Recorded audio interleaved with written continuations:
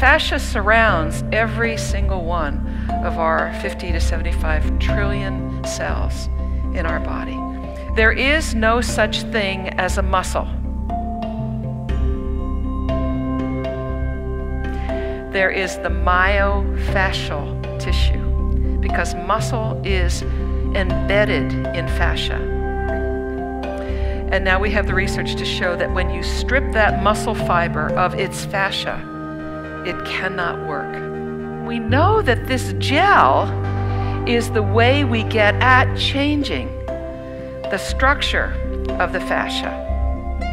There are other, in the muscles, there are myofibrils, there are nerve endings, Golgi tendon organs. In the brain, astrocytes, oligodendrocytes, glial cells. So when I'm working with my patients and I approach, if they have a upslip here, fascia's congealed here, and I want to open that up, I recognize as soon as I approach them that I'm in their electromagnetic field. I'm dealing with the whole fascial web. I might be releasing in the thorax. And I say, now bring your attention to where you might feel anything else in your body when I'm working here. I know you feel the pressure of my hands. I know you feel the heat that's coming from my hands. Where else might you feel this in your body? They say, oh, this is really frightening. I feel it in my big toe. Oh, isn't that interesting? I feel it in my big toe. And that's the fascial voice saying whatever I'm working with here has a rope all the way down to the big toe. And once I release this, go down to the toe. Follow the body's, the fascial voice, and unhook the other end of that rope. That's the way science looks at us. And they look at the body from what they've learned from cadaver dissection. That's kind of like looking at a telephone pole in order to study what a tree is like. And so he inserted a camera under the skin endoscopically, and he made a video called Strolling Under the Skin. And it was introduced at the 2007 Fascia Congress at Harvard in Boston. And John Barnes said, my teacher said, when he saw that, it brought tears to his eyes because that was his vision in the late 1970s when he was working. Under his hands, he envisioned this. We are embedded in it. I love this picture. This is us. We are embedded in this web of tissue. And it's structurally important to us, but functionally, it's also very, very important to us. Can you imagine how a fascial restriction here in your gut, and especially in the psoas, can twist your pelvis, twist up your spine into the foramen magnum, come around, twist your jaw, and then you get the clicking. If I just treat the jaw and do an opening here, and don't get rid of the fascial restrictions in the web that are pulling all the way up, it's a whole body assessment. No patient who has ever come to me with carpal tunnel syndrome has ever had to have surgery on their wrists. Miraculous discoveries I'm going to tell you about that science has shown makes what we're doing make more sense.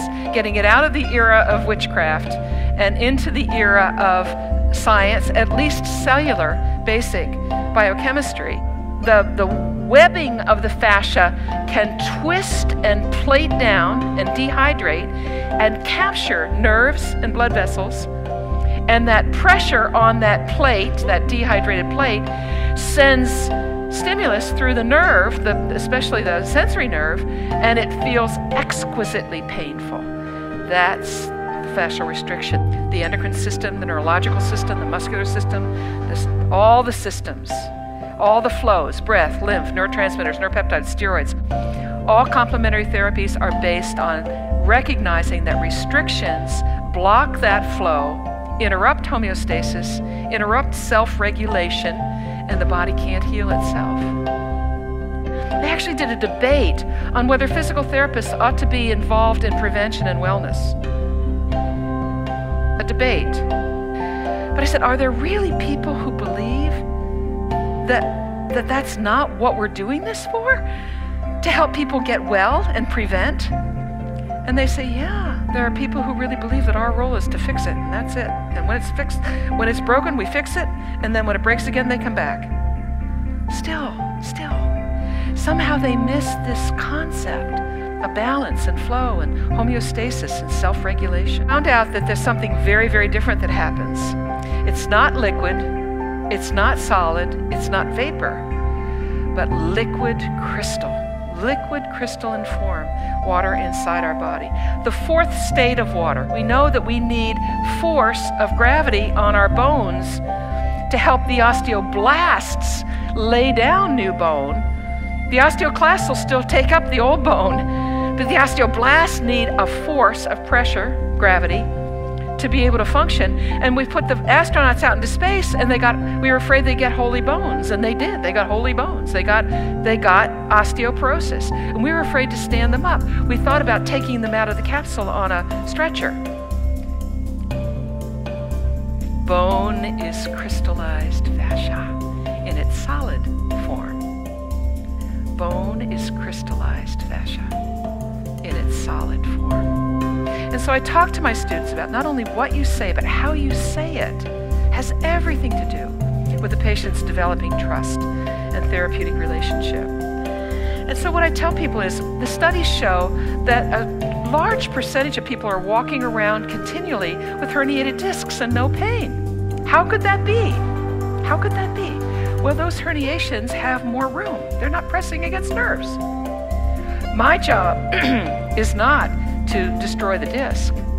My job is to give you more room by opening up your fascia. And when you want somebody to be able to do this, you have got to have that psoas released. I'm sorry. You cannot do this without a good released psoas. Ted Williams, Michael Jordan, LeBron James. Talk to them about what happens when they're in the zone. Everything slows down. That's a quantum event.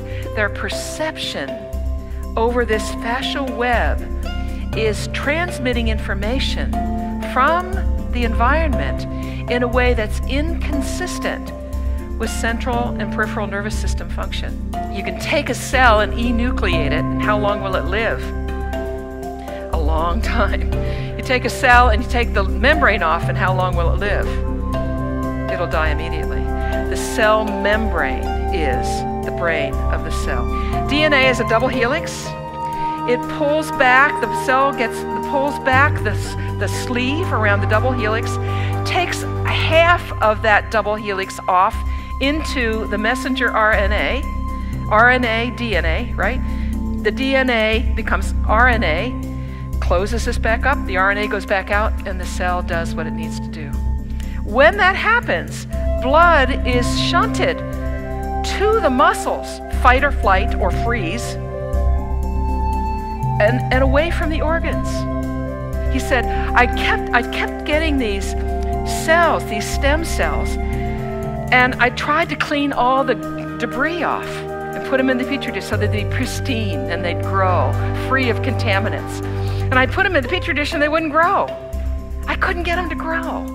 He says, oh heck, and he just put them in the petri dish with all the debris and they grew.